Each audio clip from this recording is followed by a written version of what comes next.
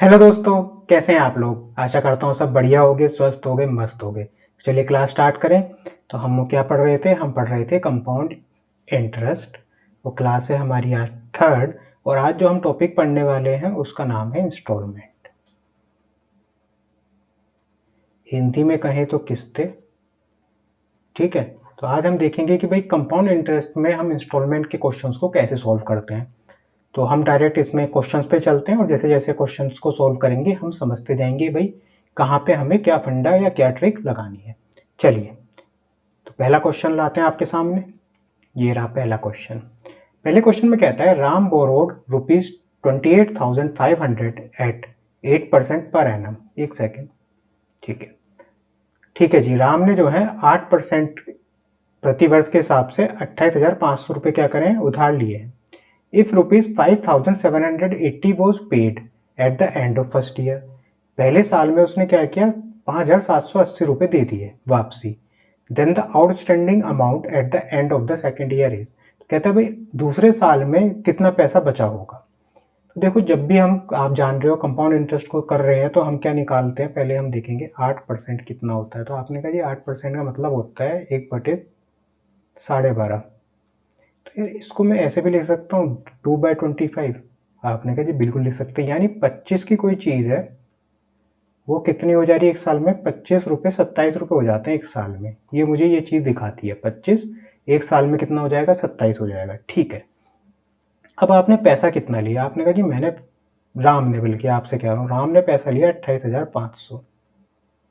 तो ये 28,500 एक साल बाद कितने हो जाएंगे, मैंने आपसे ये पूछा। तो आपने कहा जी 25 की वैल्यू मुझे पता है। ने कितनी, आपने कहा 25 की वैल्यू है 28,500। तो यहाँ से हम एक की वैल्यू निकाल लेते हैं। एक की वैल्यू कितनी है, आपने कहा जी एक क्या ही, 25 बन जाए 25, 35 हो गया। 25 बन जाए 25 करोगे तो 10 रहा, 100, 40। अब हमें निकालने 27। तो एक तरीका क्या है, 27 से मैं इसे मल्टीप्लाई करूँ, टाइम लगेगा। दूसरा क्या करूँ, भाई 25 मेरे पास है, एक दिखा तो मैं दो निकाल लेता हूँ। दो निकालो तो आ गया 2280। और 25 में दो जोड़ दूंगा तो कितना आएगा, आपने कहा जी 27 मिल जाएगा हमें। तो वही करते हैं। तो ये हो गया 80, 5 2 7, 8 2 10, 30,780। तो यहाँ आ गया 30,780 एक साल बाद। ठीक है। तो 28,500 एक साल बाद कितने हो जाते हैं, 30,780 हो जाते हैं जी। ठीक है। अब आपने क्या, राम ने क्या किया, यहाँ पर उसने 5,780 रुपये लौटा दिए। कितने लौटाए, 5,780 रुपये। तो कितने रुपए बचे, आपने देखा तो ये जीरो, ये जीरो, जीरो, 25,000 बचे। ठीक है। अब इस 25,000 पर फिर से क्या होगा, आपने कहा जी 8% का रेट लगेगा, कोई दिक्कत नहीं। अब ये 25,000 एक साल बाद कितने हो जाएंगे, मैंने आपसे पूछा। तो यहाँ तो देखो बहुत सिंपल हो गया। 25 की वैल्यू हमें कितनी दी है, 25,000 दी है। तो एक की वैल्यू कितनी आ गई, आपने कहा 1,000। तो 27 की कितनी आ जाएगी, आपने 27,000। तो एक साल बाद 25,000 हो जाएंगे 27,000।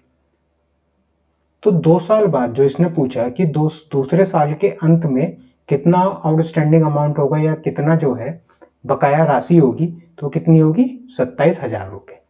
तो ये हमारा आंसर आ गया। ठीक है। फिर से समझते हैं इस क्वेश्चन को। देखो क्या था, क्वेश्चन में हमें कहा कि राम ने 28,500 रुपये क्या लिए, उधार लिए हैं। किस रेट पर लिए, 8% के रेट पर लिए हैं। तो आपने 8% को पहले फ्रैक्शन में कर लिया। तो आप जानते हो 1/12.5 आएगा, इसको मैंने 2/25 भी लिख सकता हूँ। आपने कहा बिल्कुल जायज़ है जी। तो हमारी जो एक साल में जो राशि है वो कितनी हो रही है, 25 से 27 हो जाता है अमाउंट। अगर मेरे पास 25 रुपये उधार देता हूँ तो एक साल बाद मुझे 27 रुपये वापसी मिलते हैं। ये चीज़ आ गई हमें समझ में। तो अब हमने 28,500 दिए थे, मैंने कहा जी एक साल बाद कितने मिलेंगे। तो आपने कहा जी 28,500 मेरा 25 के बराबर है। तो यहाँ से हमने 27 की वैल्यू निकाल ली, कितनी है, 30,780। एक साल बाद 28,500 30,780 हो जाते हैं। अब क्या हुआ, राम ने 5,000 रुपये लौटा दिए, 5,780 रुपये लौटा दिए। 5,780 जब लौटाए तो हो कितने रहे थे यहाँ पे, 30,780। 5,780 उसने लौटा दिए तो बचे कितने, आपने कहा 25,000 बचे। अब ये जो 25,000 बचे हैं इसके ऊपर क्या होगा, फिर से 8% लगेगा। ठीक है, अब वो 8% के बाद ये 25,000 कितना हो जाएगा एक साल बाद? आपने कहा जी 25,000 एक साल बाद हो जाएगा 27,000। तो हमसे ये पूछा है कि दूसरे साल के अंत में जो आउटस्टैंडिंग अमाउंट है, जो बकाया राशि है, वो कितनी होगी? तो भाई अगर उसे यहाँ पे अपना लोन खत्म करना है तो 27,000 देने होंगे।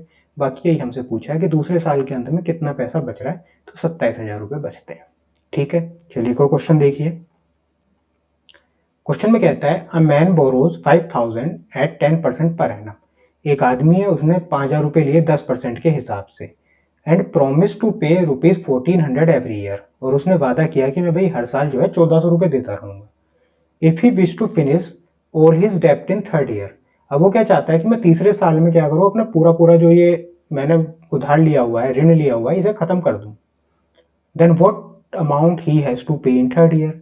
तो तीसरे साल में उसे कितना पैसा देना होगा अपना पूरा का पूरा ये उधार खत्म करने के लिए, जब वो 1,400 रुपये हर साल भी दे रहा है। तो एक बार इस क्वेश्चन को खुद से लगाओ, वीडियो पॉज करके, जैसे पिछले वाला मैंने कॉन्सेप्ट समझाया उसी तरीके से इसको लेके चलना है। एक बार खुद से ट्राई करके देखो, फिर मैं तो बताता हूँ आपको। मुझे लगता है आप लोगों ने कर लिया होगा। चलिए भाई, हो क्या रहा है, 5,000 रुपये हैं। ठीक है जी, एक साल बाद कितने हो जाएंगे? मैंने आपसे पूछा 5,000 रुपये, तो आपने कहा जी रेट है 10%, यानी 1/10। तो 10 जो है वो 11 हो जाता है एक साल में। तो अगर ये 5,000 रुपये 10 है की वैल्यू हमें 5,000 दी है, तो 11 की वैल्यू कितनी होगी? तो आप यहाँ से सिंपल निकाल लोगे भाई, 10 की वैल्यू 5,000 है तो 1 की वैल्यू 500, तो 11 की वैल्यू 5500। तो यहाँ पे 5500 रुपये आउटस्टैंडिंग अमाउंट उसका होता है एक साल में। लेकिन आप क्या कर रहे हो, आप जो आदमी है वो क्या करता है, 1,400 रुपये यहाँ पे लौटा देता है। ठीक है, भाई ने लौटाए, तो 0 0 5 में से 4 गए 1, 5 में से 1 गए 4100, तो यहाँ 4100 बचे।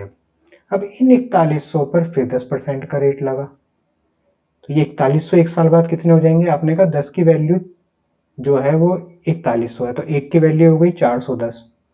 1 की वैल्यू कितनी हो गई, देखो 10 की वैल्यू कितनी है 4100, तो 1 की वैल्यू कितनी हो गई 410।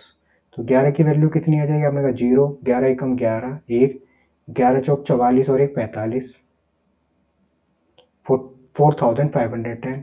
तो यहाँ पे 4,510 आएगा। आ गया जी। अब आप यहाँ भी क्या करते हो, 1,400 रुपये लौटा देते हो, लौटा दिए। कितने बचे? आपने कहा जी 0 1, 5 में से 4 गए 1, 4 में से 1 गए 3, 3,110 रुपये बचे। ठीक है, अब अगले साल कितने हो जाएंगे ये 3,110?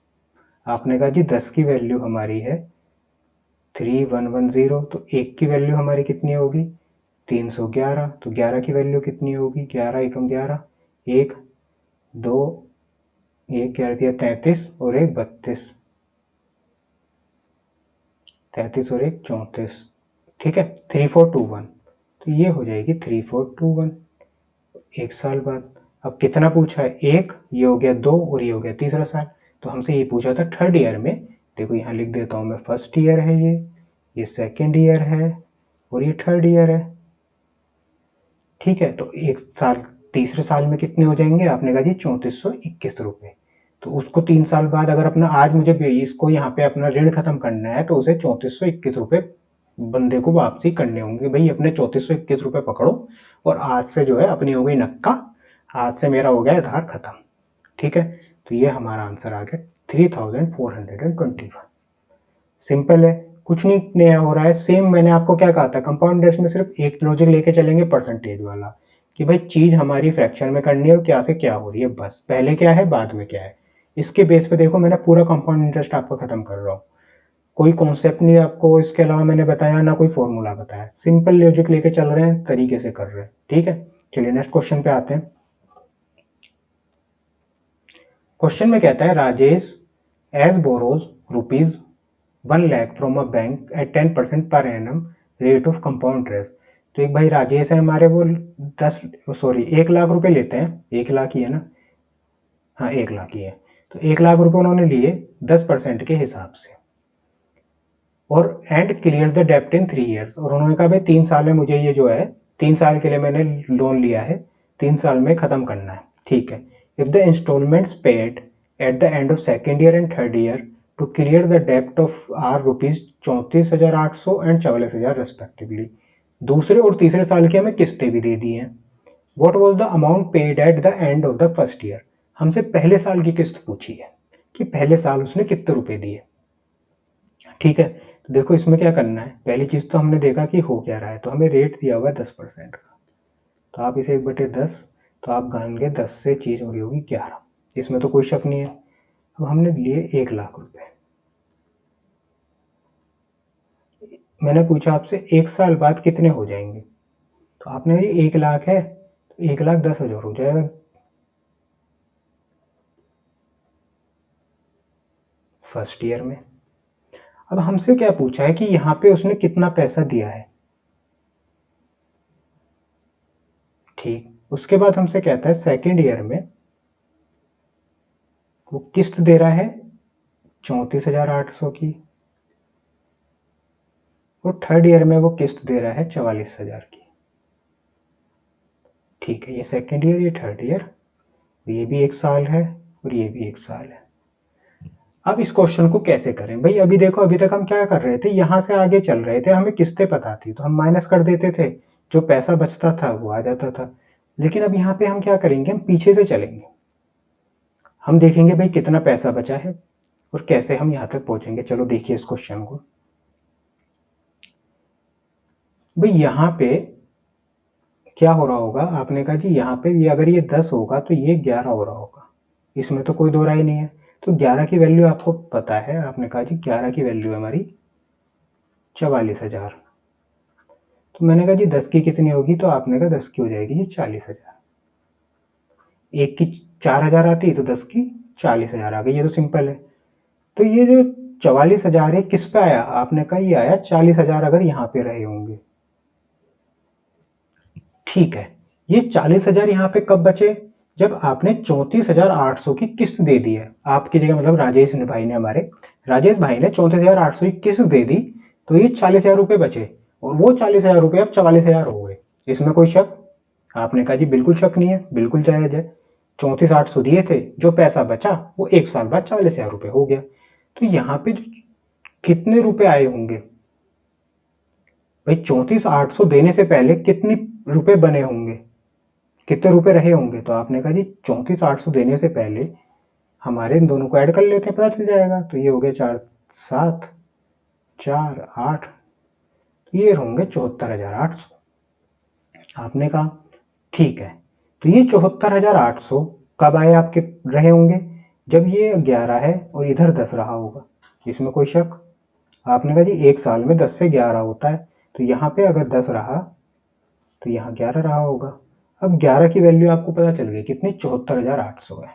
तो इधर लगा लेते हैं 11 की वैल्यू 74,800। तो यहाँ से 1 की निकालोगे तो 7 तो जान रहा, 6 गया, ठीक है 8, 6800 आ गया। तो 10 की वैल्यू आ गई 68,000,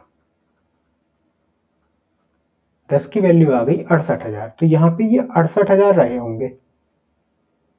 ये 68,000 कब रहे होंगे, जब आपने कुछ किस्त दी होगी, उसके बाद ये 68,000 बचे। ये 68,000 1 साल बाद हो गए कितने, 74,800। 74,800 में से आपने 34,800 की किस्त भर दी, तो बचे कितने, 40,000। 40,000 रुपए जो है वो 1 साल बाद कितने हो गए, 44,000। समझ में आया ऐसे। ठीक है, तो ये 68,000 कब बचे, जब आपने यहाँ कुछ किस्त दी है। तो किस्त कितने की दी, यही क्वेश्चन में पूछा था, तो आप निकाल लोगे। अब तो आप क्या करोगे, आप आपने कहा जी किस्त हमारी आ गई 68 है, और हमें कितना बनाना है, 1,10,000, तो 32,000 की किस्त हो गई।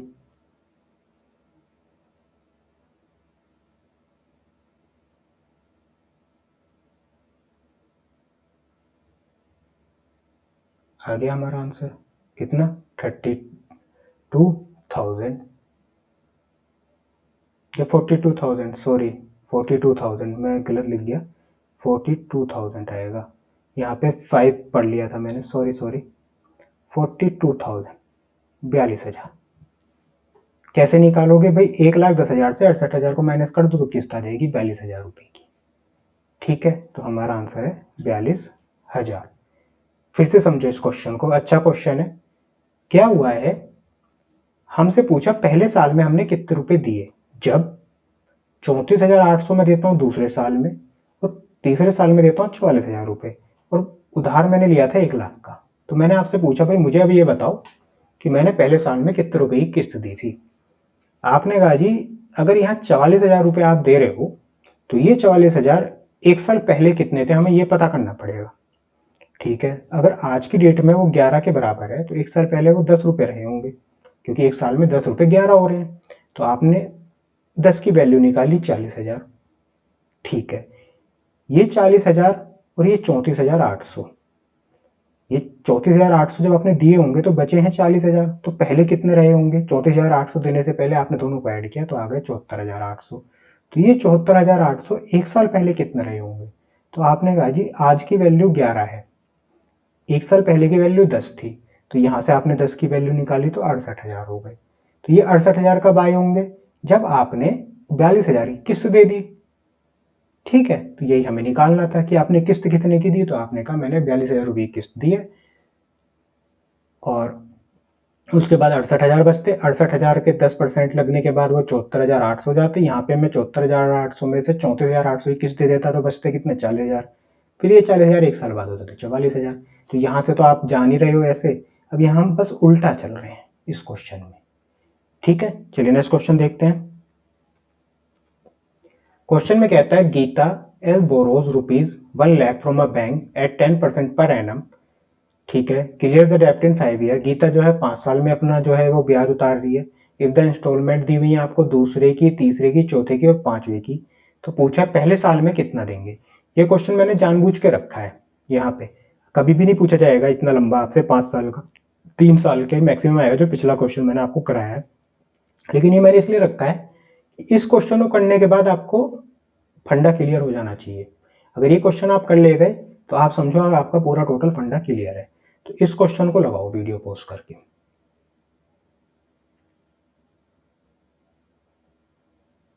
मुझे लगता है आप लोगों ने कर लिया होगा। चलिए देखते हैं। देखिए उधार लिया जा रहा है 1 लाख रुपया। एक साल बाद कितना हो जाएगा, 10% का रेट है, यानी 10 से 11 हो रहा होगा तो 1,10,000 हो जाएगा जी। ठीक है, यहां पे आप कुछ किस्त दोगे ये आपसे पूछा है। ठीक है, दूसरे साल में कितने रुपए की किस्त दे रहे हो, आपने कहा दूसरे साल में दे रहे हैं हम। तो इसको थोड़ा छोटा कर लेते हैं, नहीं तो दिक्कत आएगी बाद में आपको।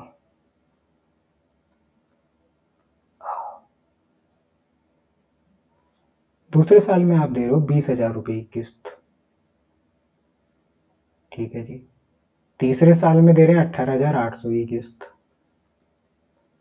चौथे साल में दे रहे हैं 21,600 की किस्त, और पांचवें साल में दे रहे हैं 44,000 की किस्त।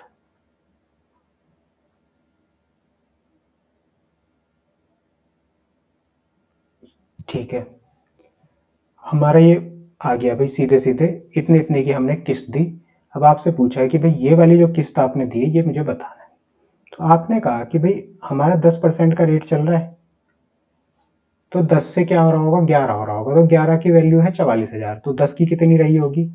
तो आपने कहा 4,000, 10 की रही होगी 40,000। ये तो सिंपल है, 11 की वैल्यू अगर 44,000 है तो 10 की कितनी आई होगी यहाँ, 40,000। ये 40,000 44,000 हो रहे होंगे एक साल बाद।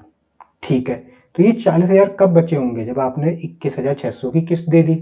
तो पहले कितने रहे होंगे ये, तो आपने कहा ये रहे होंगे जी 616,000। ठीक है, अब ये 11 हो गए और यहाँ पे 10 निकालो। तो 11 की वैल्यू आई आपकी 616,000। तो एक की वैल्यू आ गई 11×5 = 55, 5600। तो 10 की आ गई 56,000। तो ये 61,600 कब रहे होंगे, आए होंगे एक साल बाद, जब एक साल पहले ये रहे होंगे 56,000। ठीक है, और ये 56,000 कब आए होंगे, जब आपने 18,800 की किस्त दे दी। तो टोटल कितना रहा होगा यहाँ पे, तो आपने कहा जी 800 ये रहे, 8 6 14, 5 और 1 6 और 1 7, 74,800। ठीक है, अब ये हो गए 11, फिर यहाँ पे 10 निकालना है, तो आपने कहा जी 11 जो है वो मेरा है 74,800, तो एक हो जाएगा 6800, तो 10 हो जाएगा 68,000, यहाँ पे आएगा 68,000। ठीक है, तो अब इन्हें ऐड कर लोगे तो ये कितने हो गए भाई, 8,000 ये हो गया और 6 2 8 हो गए 88,000। तो 11 की वैल्यू अब आपके पास 88,000 है, तो 10 की कितनी आएगी आपकी, तो सिंपल है, एक की वैल्यू 8,000 तो 10 की हो जाएगी 80,000। तो ये 10 जो है यहाँ 80,000 रहे। अब ये 80,000 कब हो सकते हैं, कितने की किस्त दोगे भाई, 1,10,000 की जगह आपने 1,10,000 में से कितने रुपए दिए होंगे जो 80 बचे, आपने कहा जी 30,000, तो हमारा जो आंसर आया वो आया 30,000। यहां मैंने कितने की किस्त दी है, 30,000 की किस्त दी है, ये हमारा आंसर हो गया। सिंपल है, क्या कर रहे थे भाई, हम यहां से चले उल्टा। भाई मैंने आपसे पूछा 44,000 एक साल पहले कितने रहे होंगे, आपने कहा जी 10 से 11 हो रहे हैं, तो अगर ये 11 है तो 10 की वैल्यू निकाल ली 40,000। ये 40,000 कब बचे होंगे, जब आपने 21,600 की किस्त दी है। तो 21,600 की किस्त देने से पहले कितना रुपया था, तो आपने कहा जी 61,600 था। मैंने पूछा ये 61,600 एक साल पहले कितना था, तो आपने वो निकाला, वो आया 56,000। इन्हें ऐड किया तो आ गया 74,800। ये कितना था एक साल पहले, तो आपने कहा ये जी ये था 68,000। 68,000 को 20,000 को जोड़ा 88,000। ये 88,000 एक साल पहले कितना था, आपने कहा जी 80,000। और ये 80,000 कब आया होगा, जब आपने 30,000 रुपये की किस्त दी होगी। यही हमसे पूछा था मैंने कितने रुपये की किस्त दी है। ठीक है, समझ में आ गया होगा। दो क्वेश्चन मैंने आपको इस क्वेश्चन समझाए हैं। नहीं आया, वीडियो को दोबारा से इस क्वेश्चन को देखो, हाथ से लगाने की कोशिश करो। देखो कोई इसमें ऐसा नहीं है कोई नया कॉन्सेप्ट चल रहा हो, सिर्फ आपको ये पर रखना है कि 10 से 11 चीज हो रही है, तो 11 की वैल्यू दी है तो 10 की निकालो, फिर वो 10 से 11 हो रही होगी, फिर 11 की वैल्यू दी है तो 10 की निकालो, और हम निकालते चले जाएंगे। ठीक है, चलिए नेक्स्ट क्वेश्चन देखते हैं। क्वेश्चन में कहता है a person borrowed a certain sum at 10% per annum for 3 years. भाई कुछ पैसा एक आदमी ने 3 साल के लिए उधारी पे लिया 10% के हिसाब से, इंटरेस्ट बिंग कंपाउंडेड एनुअली। ठीक है, at the end of 2 years he repaid a sum of 8,470। 2 साल बाद उसने 8470 रुपए दे दिए, and at the end of 3rd year he cleared off debt by paying 13,310। 13,310 तीसरे साल के अंत में देकर उसने क्या किया, अपना पूरा पूरा ऋण या अपना उधार चुका दिया। तो what was the sum borrowed by him, तो पूछा उसने कितने रुपए उधार लिए थे आपसे। देखो क्वेश्चन को कैसे करेंगे इस वाले को, आपको पहले तो यहाँ दिया है 2 साल, ये चीज देखनी है हमें, 2 साल बाद की बात हो रही है, तो ये 2 साल बाद देता है 8470, और इसके 1 साल बाद देता है यानी तीसरे साल के एंड में 13,310।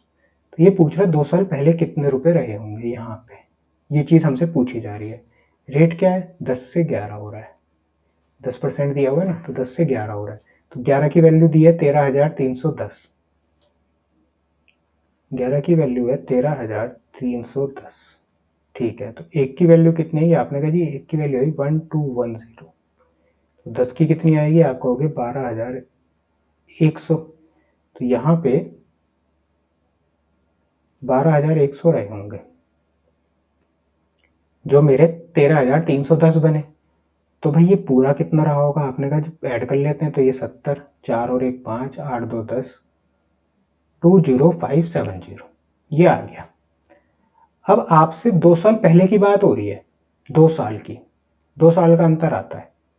ठीक है, तो अगर आप करोगे इसे 10 से 11 तो आपको क्या निकलेगा, पहले 1 साल वाला यहाँ पे 10 की वैल्यू से, फिर उसे निकाल के आप यहाँ पहुंचोगे, तो यहाँ पे हमने 1 साल में क्या किस्त दी है तो हमें दिया ही नहीं हुआ, तो यहाँ पे हम जाने में फायदा नहीं है।